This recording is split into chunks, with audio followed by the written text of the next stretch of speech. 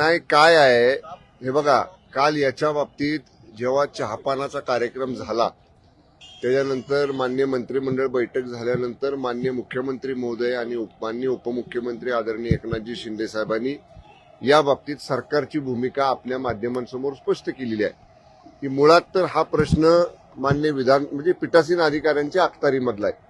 विधानसभेतला निर्णय घेण्याचा अधिकार मान्य विधानसभा अध्यक्ष महोदयांचा आहे आणि विधान परिषदेतला निर्णय घेण्याचा अधिकार मान्य विधान परिषद सभापती महोदयांचा आहे.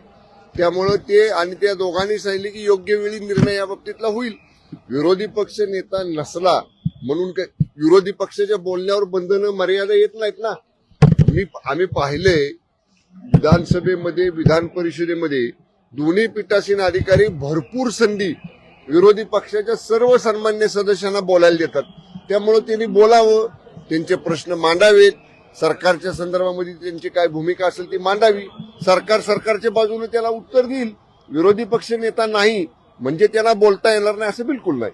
ते बोलू शकतात. विधानसभेमध्ये विरोधी पक्षनेते पदासाठी ठाकरे गटाचे भास्कर जाधव यांचं नाव जे आहे जवळपास निश्चित करण्यात आलं होतं. मात्र आता त्यांचं नाव मागे बोलून आदित्य ठाकरे यांच्या नावासाठी ठाकरे गट जो तो आग्रही असताना दिसतोय. म्हणजे हे 2019च्या महाविकास आघाडीच्या मंत्रिमंडळाच्या रचनेसारखं झालं की सरकार बनवताना माननीय उद्धव ठाकरे साहेबांनी आमच्या आमदारांच्या बैठकीत सांगितलं की तुमच्यातला शिवसैनिक मला मुख्यमंत्री करायचा आहे आणि मुख्यमंत्री पदाचं नाव आलं तेव्हा त्यांनी स्वतःचं नाव दिलं आणि ते स्वतः मुख्यमंत्री झाले आणि एवढंच नाही तर चिरंजीवांना कॅबिनेट मंत्री केलं.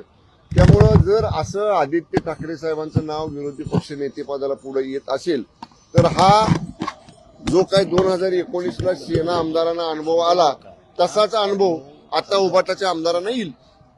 ओके. बेळगावमध्ये मराठी नेत्यांची धरपकड सुरू केलेली आहे. बेळगाव ही नेहमीच कर्नाटक सरकार ही सीमावर्तीय भागांमध्ये अशा पद्धतीची दडपशाहीची भूमिका घेत असते. आम्ही सीमा समन्वयक मंत्री आहोत या भागात, त्या भागातले राज्य सरकारचे. वेळोवेळी आम्ही आमची त्या बाबतीतली नाराजी किंवा आमच्या राज्य सरकारच्या विशेषतः मराठी बांधवांच्या संदर्भातल्या तीव्र भावना आम्ही त्यांच्या सरकारला कळवत असतो. पण वेळोवेळी त्यांना सांगून देखील त्याच्यामध्ये फरक त्यांचा पडत नाही. परत एकदा माननीय मुख्यमंत्री आणि दोन्ही उपमुख्यमंत्र्यांशी चर्चा करून पुन्हा एकदा केंद्रानं आता ह्याच्यामध्ये परत हस्तक्षेप मागे एकदा केला तसा करावा असं माननीय सीएम साहेबांची दोन्ही डीसीएम साहेबांची चर्चा करून आम्ही केंद्राला एक पत्र लिहू. Okay, thank you. तुमची car, electric panel, data server आगीपासून सुरक्षित आहे का? नाही? मग आजच बसवा F protect temperature activated fire suppression device. यामध्ये आहे eco friendly non toxic pressurised liquid जे आग लागल्यास क्षणार्धात ऍक्टिव्हेट होऊन आगीवरती मिळवते नियंत्रण. बसवण्यास अतिशय सोपे आणि सुटसुटीत टेकालिपचे एक दर्जेदार उत्पादन एफ प्रोटेक्ट.